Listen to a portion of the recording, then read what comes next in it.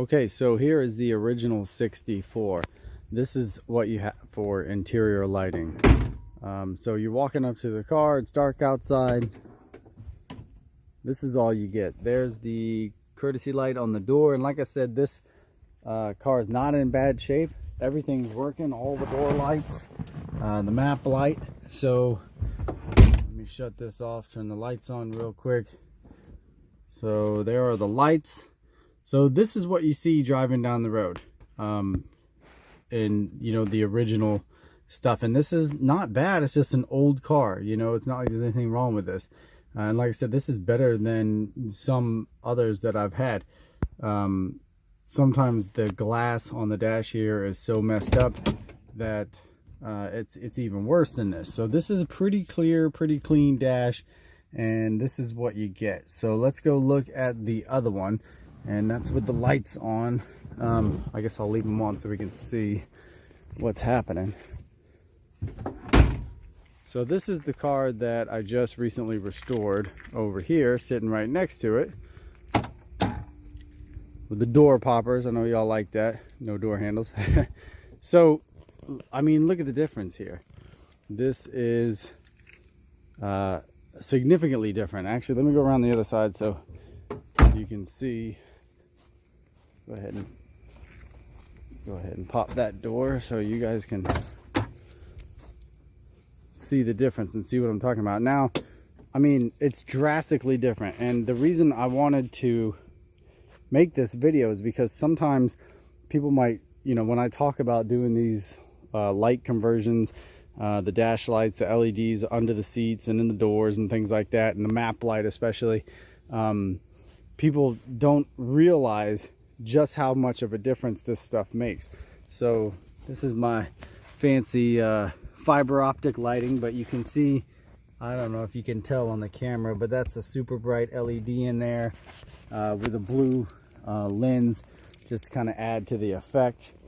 And then you can see the LED lights that I put under the seat, so if you're in the back you can see as well. And then you can see those kind of glow in the front here. So let me get in here. And so this map light is ridiculous. I went way overboard on the map light here, but that's because I have been driving these cars for many years, and I know the things that are a pain in the ass and the things that make a big difference. So if you are driving along at night, here, let's turn our lights on.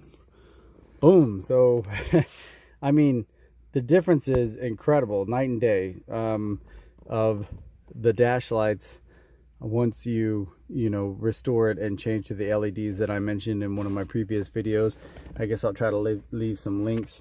So, and then the map light, when you turn this map light on, let's say we're driving along, we're cruising, this is great, right? We've got, I mean, I always change the light in the shifter as well. Always polish up all the glass so everything is nice and clear. It's kind of hard to tell with this damn phone, it doesn't focus very well.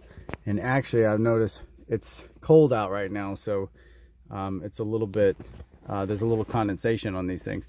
So you're driving along, you need to see something in the car, that map light is actually going to work. Like, you can literally, like, you could read something here, no problem. With the original ones, like I said, I mean, I've owned a lot of these cars, and so when you're driving these on a regular basis, these little things make a huge difference. When your wife's in the passenger seat and she's like, hey, I can't see this, I'm trying to read this, you turn on the map light that you just saw in that other car and forget it, it's basically worthless. So that to me is a huge difference. Now we'll talk headlights. You can see the headlights over there that are still on that car, and then here are these headlights, so they pretty much drown out the other ones. And these are, and this windshield, by the way, is garbage right now. This is, let me go above it. I'm still waiting on the windshield to come in for this car. So this car is just about done, except the windshield is crap. So you see the difference there. Let me do it again. Those are the headlights from the other 64. These are the headlights on this one. So let me get out and just kind of reiterate this real quick. And I'm not trying to make the video super long, but you know, this is kind of an important thing. So We'll look at the tail lights as well. I guess to be fair, I should put the bright lights on. I realize the high beams are on this one. So anyway, it's just a much better user experience. Let's look at the tail lights real fast. I mean, that's not as noticeable.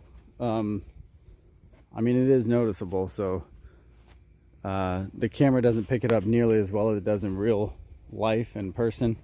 And these are just the running lights. I realize the tag light must be out on that car, but of course I put a LED super bright tag light. Not necessary, but you know.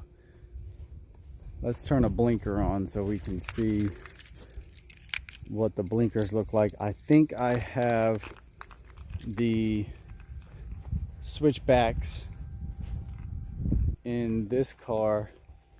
I mean, come on, really? Look at the difference here.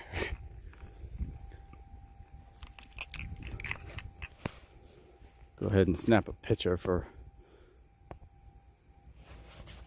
later. So I think I have the switchbacks on the blinkers. I think I talked about those in a different video. They're the blinkers that change colors. Probably edit this part out. Trying to find the damn key. And this is another thing, when you go to put the key in, I mean, if you can't see shit, like there's a ring, I don't know if you can tell because everything else is so bright, but there's a light ring around there. So if worst case scenario, if the other lights weren't on, the dash lights weren't on, you would still be able to see the key. So I'm just turning the key on so I can turn one of the blinkers on.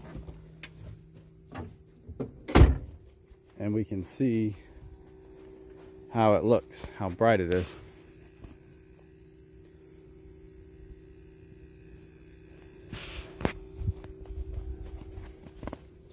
And one thing I would probably recommend is, I noticed, you see this blinker light in the dash here, and also the high beam light's not that bad, but I probably, on the next car, I think I might not put the super bright LEDs in the actual blinker indicator light on the dash, and maybe not the high beam light either. It's a little much. There's our map light. Let me turn that off real quick. Oh, door's on. So you're driving along. It's hard to tell in the video and on the with the stupid. I'm using my phone as the camera, man. So but that's a little too bright. Like it's kind of distracting when you're driving. And also the shifter indicator here, that is probably a little too bright as well. Not sure if I would put the super bright LED in there. I don't know, it's kind of nice, but you know, sometimes it can be a little distracting. I did it in my truck actually, and I got the column or the console shifter, and it's just so bright it distracts you. Anyway, hope this video helped. I just wanted to elaborate a little bit on some of the things that you know, that I talk about, and I just happen to have these two cars both sitting here, so wanted to show some of the differences side by side, and hope it helps you guys make some decisions on your future lighting choices.